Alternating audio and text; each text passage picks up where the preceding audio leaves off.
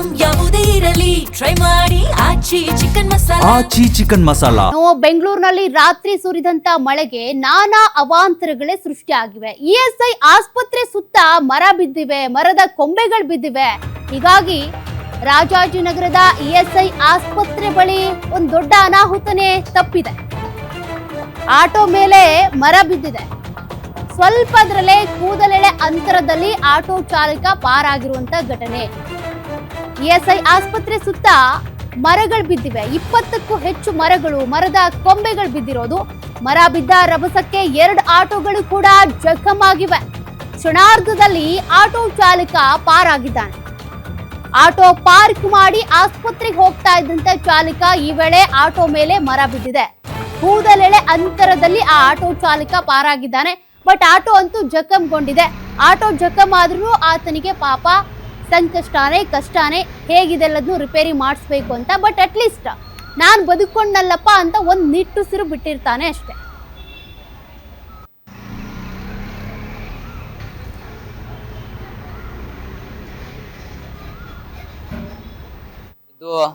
ಏನು ಕೆಲವು ಕಡೆ ಆಟೋಗಳ ಮೇಲೆ, ಬೈಕ್ಗಳ ಮೇಲೆ ಮತ್ತು ಕಾರ್ಗಳ ಮೇಲೆ ಮರದ ಕೊಂಬೆಗಳು ಬಿದ್ದಿರುವ ದೃಶ್ಯಗಳು ಸರ್ವಸಾಮಾನ್ಯವಾಗಿತ್ತು. ಸದ್ಯ ನಾನು ರಾಜಾಜಿನಗರದ ಇಎಸ್ಐ ಹಾಸ್ಪಿಟಲ್ ಹತ್ರ ಇದ್ದೀನಿ, ತೋರಿಸ್ತಾ ಹೋಗ್ತೀನಿ ಇಲ್ಲಿ ಯಾವ ರೀತಿ ದೃಶ್ಯ ಇದೆ ಅಂತ. ಆಟೋ ಚಾಲಕರು ಏನು ಆಸ್ಪತ್ರೆಗೆ ಬಂದಿರುವ ಸಂದರ್ಭದಲ್ಲಿ ಫುಟ್ಪಾತ್ಗೆ ಇಲ್ಲಿ ರೋಡ್ಗೆ ಸೈಡ್ ಆಗಿ ಒಂದು ಪಾರ್ಕ್ ಮಾಡಿಕೊಳ್ಳುವ ಒಂದು ಕೆಲಸವನ್ನ ಮಾಡಿರ್ತಾರೆ. ಆದ್ರೆ ಏಕಾಏಕಿ ಅಂತಹ ಮಳೆಯನ್ನ ನಿನ್ನೆ ಧಾರಾಕಾರವಾಗಿ ಮಳೆ ಸುರಿದಿದ್ರಿಂದ ಇನ್ನು ಮರದ ಕೊಂಬೆಯು ನೇರವಾಗಿ ಆಟೋ ಮೇಲೆ ಬಿದ್ದಿದ್ರಿಂದ ಅಂತ ಕ್ಷಣದಲ್ಲಿ ಆಟೋ ಚಾಲಕರು ಪಾರಾಗುವ ಕೆಲಸವನ್ನ ಮಾಡಿರ್ತಾರೆ. ಆದ್ರೆ ಇವಾಗ ಇದನ್ನು ಆಟೋವನ್ನ ಸಂಪೂರ್ಣವಾಗಿ ಜಖಮಾಗಿರುವ ದೃಶ್ಯವನ್ನ ತೋರಿಸ್ತಾ ಇದ್ದೀನಿ.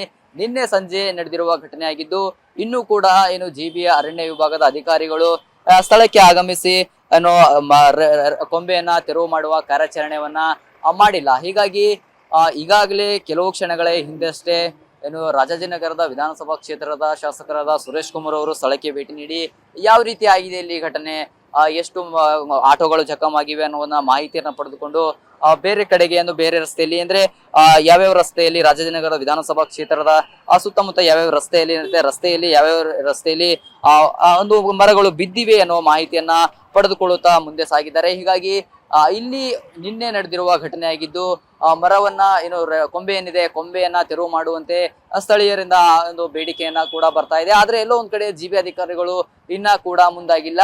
ಈ ಒಂದು ಘಟನೆಯಲ್ಲಿ ಭಾರಿ ಅನಾಹುತ ತಪ್ಪಿದೆ ಅಂತಾನೆ ಹೇಳ್ಬೋದು. ಯಾಕೆಂದ್ರೆ ಆ ಕ್ಷಣದಲ್ಲಿ ಅವರು ಪಾರಾಗದಿದ್ರೆ ಅವರ ಜೀವ ಹೋಗುವ ಕೂಡ ಸಾಧ್ಯತೆ ಇತ್ತು. ಹಾಗಾಗಿ ಅವರು ಒಂದು ಅಲರ್ಟ್ ಇಂದ ತಮ್ಮ